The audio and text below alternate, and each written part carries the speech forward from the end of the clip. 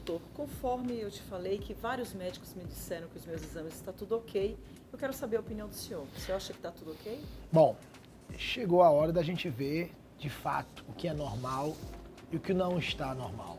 Porque, na realidade, eu acho que é importante, quando a gente está avaliando qualquer exame, explicar para o paciente o que é aquilo. Muita gente não sabe o que é um fibrinogênio. Muita gente não sabe o que é um TGO.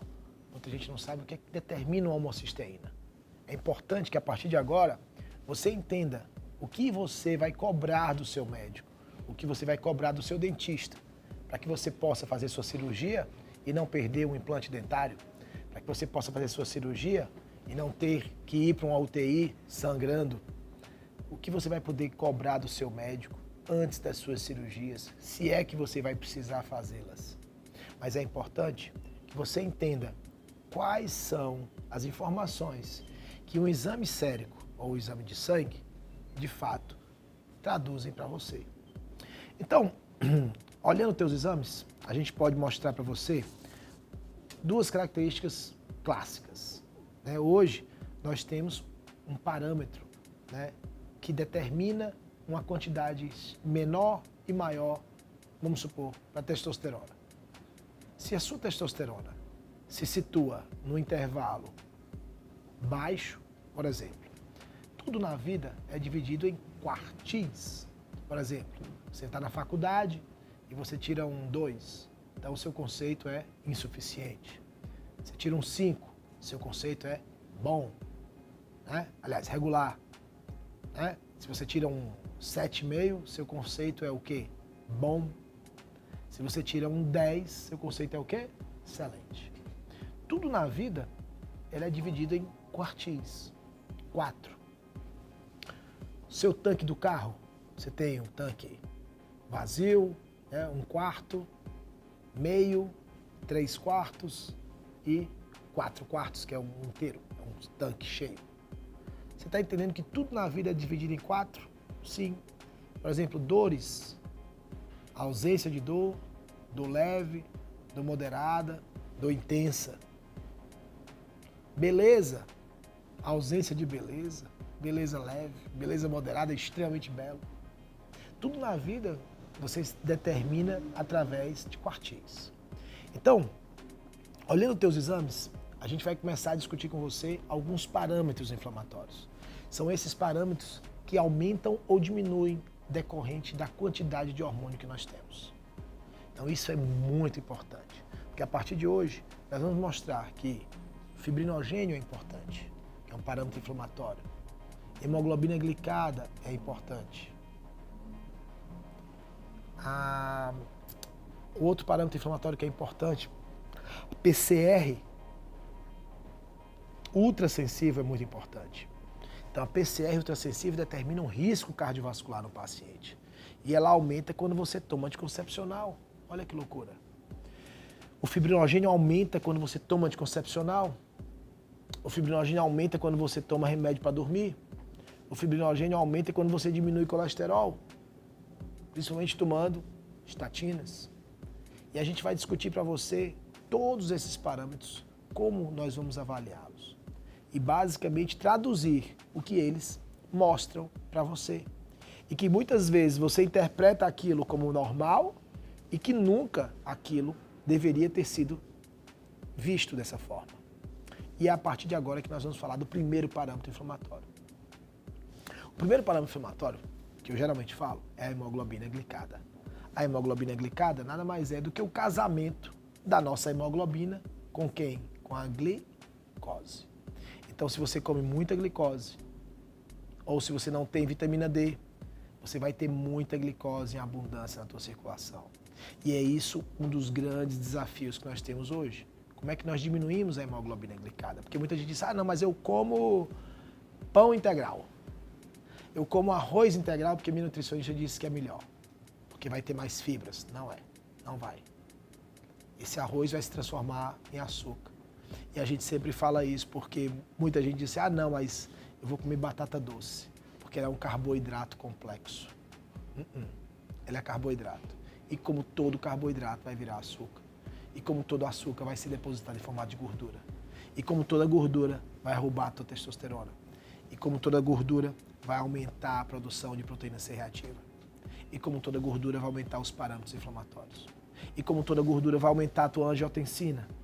E como toda gordura, vai te deixar muito menos saudável. É importante que a partir de agora você comece a entender que a tua hemoglobina glicada sim deve ser requisitada. Você vai chegar no seu médico, você vai chegar no seu dentista e vai pedir para ele estudar e poder lhe explicar o que é hemoglobina glicada. Porque é aí onde mora o perigo de câncer, é aí onde mora o perigo de infarto, é aí onde mora o perigo de obesidade. E tudo isso deve ser discutido com o seu médico, com o seu dentista. Mas se você não tiver aí médico nem dentista, não tem problema. Você vendo esse livro, você vai cuidar da sua saúde. Porque entenda, o Brasil é um país continental. Existem lugares onde o atendimento médico é muito fraco. E é para essas pessoas que nós estamos fazendo esse livro também. Mas fundamentalmente para aquelas que já passaram por tantos médicos e continuam engordando, e continuam cansadas, e continuam fadigadas, continuam sem disposição para trabalhar, que nós estamos fazendo essa informação. Nós estamos trazendo isso porque eu creio que é dessa forma que você consegue conscientizar, você consegue educar uma população. E essa informação deve ser chegada ao maior número de pessoas. É por isso que nós estamos fazendo esse livro nesse formato. Porque eu creio que assim você consegue sim chegar a um número maior de pessoas. Provavelmente vão clonar isso e vão colocar na internet, e que bom que seja assim. Mas eu quero que essa informação chegue ao maior número de pessoas. Porque só assim você vai conseguir, literalmente, fornecer as informações que essas pessoas precisam. E quando a gente está falando de hemoglobina glicada, a hemoglobina glicada, eu posso lhe mostrar a minha, que estava 5, e ela vai até 5,7 de forma normal. E eu posso lhe garantir que quem tem hemoglobina glicada de 5, ele está em maus lençóis. Era como eu estava. E a partir de hoje a gente vai começar a mudar esses parâmetros. Eu te digo isso porque a nossa tese de doutorado agora da Unifesp é o quê? Eu peguei só mulheres na menopausa. E dizem que uma mulher com 30 de vitamina D estaria muito bem. E a gente mostrou que das 135, 80% tinham já osteopenia. E os outros 20 tinham osteoporose, com valores acima de 30. Então você imagina o que é você começar a desconstruir esses parâmetros. Então o primeiro parâmetro que nós falamos aqui foi a hemoglobina glicada. Ela vai aumentar se você comer pão, não importa se vai ser integral, não importa se não vai ser integral, não importa se vai ser com glúten ou sem glúten. Se você comer pão, ela vai aumentar. Ela vai aumentar se você comer arroz, porque arroz é amido. Ela vai aumentar se você comer feijão. Ela vai aumentar se você comer batata doce ou batatinha frita do McDonald's. Entendam que tudo isso está sendo discutido, está sendo mostrado a você, determina um risco cardiovascular. Então a sua hemoglobina glicada, ela deve sim ser avaliada. E o parâmetro é nunca além de 4,9. Passou de 4,9, está muito ruim. No máximo 4,8. 4,9 já está ruim demais. Mas isso é o objetivo que a gente vai traçar aqui. O segundo parâmetro que eu geralmente gosto de discutir é a proteína C reativa ultrassensível. Essa proteína C reativa ultrassensível tem a capacidade de mostrar um risco cardiovascular. Todas as pessoas que aumentam a proteína C reativa US, que é a ultrassensível, você vai pedir para o seu médico, vai pedir para o seu dentista, vai pedir para o seu fisioterapeuta, que agora os fisioterapeutas podem pedir. O STF determinou isso. Você vai pedir para que ele peça, para que ele solicite a sua proteína C reativa ultrassensível. É ela que determina o seu risco cardiovascular. É importante que a partir de hoje você possa também ser o seu médico. Porque é esse o objetivo do livro. Você é o seu melhor médico. Você é o senhor da sua saúde. Você, sim, deve orientar seu médico e o seu dentista a pedir os exames que, de fato, irão prevenir qualquer tipo de doença crônico-degenerativa. Esse negócio de Alzheimer, esse negócio de Parkinson, tudo isso pode ser evitado se você fizer um exame sério como esse. Se você ver os níveis hormonais baixando, você vai ver que tudo isso está relacionado entre si. Tá? Então, o Essa foi a proteína C reativa ultrassensível. Ela é diferente da proteína C reativa. A proteína C reativa normal, ela não traz qualquer informação de risco cardiovascular. Ela pode aumentar com a picada de inseto. Mas a proteína C reativa ultrassensível, essa não. Determina risco cardiovascular. E quem tem hemoglobina glicada alta, ela começa a aumentar muito. Foi o caso da minha. O máximo ia até 0,3 e a minha já estava em 0,34. E o médico dizia que estava tudo ok? Ok. Foi quando eu comecei a estudar, porque eu vi que os médicos estavam anos-luz. Não conseguiam entender o que era homocisteína. Não conseguiam entender para que servia a proteína C reativa ultrassensível. Não conseguiam interpretar aquele meu exame. E a partir de agora, a gente vai discutir o outro parâmetro. Nós falamos do primeiro parâmetro, que foi a hemoglobina glicada. A hemoglobina glicada ela é legal porque você não precisa se estressar com o paciente. Porque tem muito paciente que não come doce na semana que vai fazer o exame de sangue, para a glicose dele dar baixa. Mas a hemoglobina glicada não tem isso. Ela dá um retrato dos 3 meses para cá, que a vida média da hemoglobina glicada dura de 2 a 3 meses. Então, é um parâmetro que é extremamente útil numa avaliação de uma dieta rica em glicose. Tudo bem, falamos do segundo parâmetro e agora vamos para o terceiro parâmetro. O terceiro parâmetro é um dos parâmetros mais ricos que a gente pode falar. Chama-se fibrinogênio. O fibrinogênio, ele é um indicador de que teu sangue está coagulando. Fibrinogênese. A fibrinogênese, ela passa a existir quando você, vamos dizer assim, depleta os níveis hormonais de testosterona e principalmente de estradiol. A testosterona ela tem uma qualidade muito interessante para o fibrinogênio. Entenda, a testosterona ela inibe tromboxano A2. Tromboxano. Então, se ela inibe o tromboxano A2, é sinal que ela vai inibir basicamente o quê? A capacidade de você coagular teu sangue. A partir do momento que você não tem testosterona, teu sangue começa a coagular. Por isso você vê muitas pessoas morrendo de infarto. Você vê jovens de 18 anos morrendo de infarto? Não. Você vai ver pessoas mais o quê? Idosas. E o nosso coração, ele é movido basicamente a quê? Testosterona. Você já comeu coração de galinha, como é diferente da coxa? Ele não é mais durinho assim? Adivinha por quê? Porque a fibra do músculo cardíaco é irrigada basicamente por testosterona. Por isso que ele é diferente, a textura do músculo é diferente. E a gente vai discutir aqui que o teu fibrinogênio, ele só vai aumentar quando você diminuir testosterona. Olha que loucura. Porque ele inibe tromboxano A2. Inibindo tromboxano, olha, trombo. Se ele inibe o trombo, sem ele vai ter o quê? Trombo. Vai ter trombose. Por isso que tem muita mulher, né, nas redes sociais com trombose venosa, às vezes morrem, às vezes tem trombose renal, uma perdeu agora o rim, que é esse trabalho que a gente vai publicar.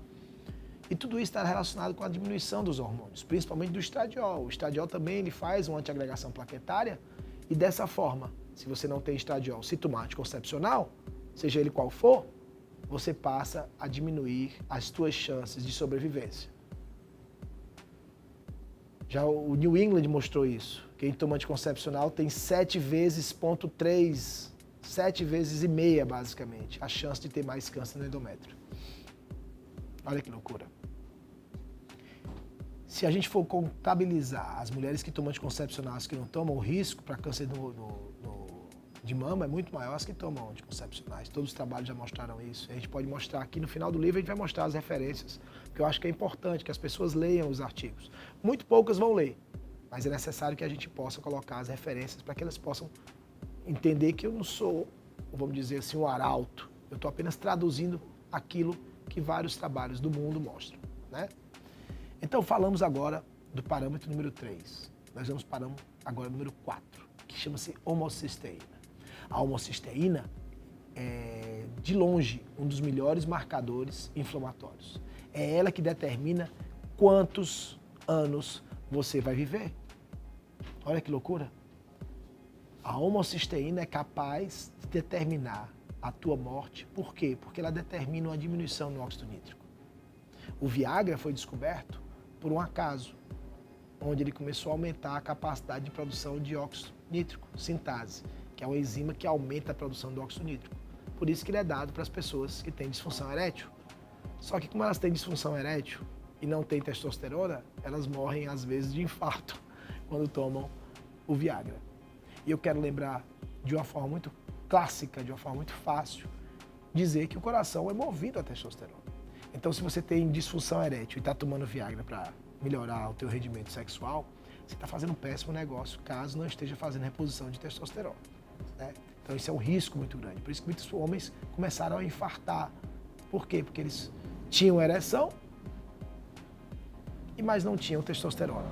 E o fato de não ter testosterona, eles literalmente, vamos dizer assim, estariam em maus lençóis, né? Então nós temos a homocisteína e o desafio é esse. A homocisteína elevada, ela vai estar sempre presente em casos onde os hormônios estão em baixa. E a homocisteína elevada, ela diminui o óxido nítrico, ela aumenta o risco de coagulação também. Então você vai ter trombose, você vai ter problemas de circulação.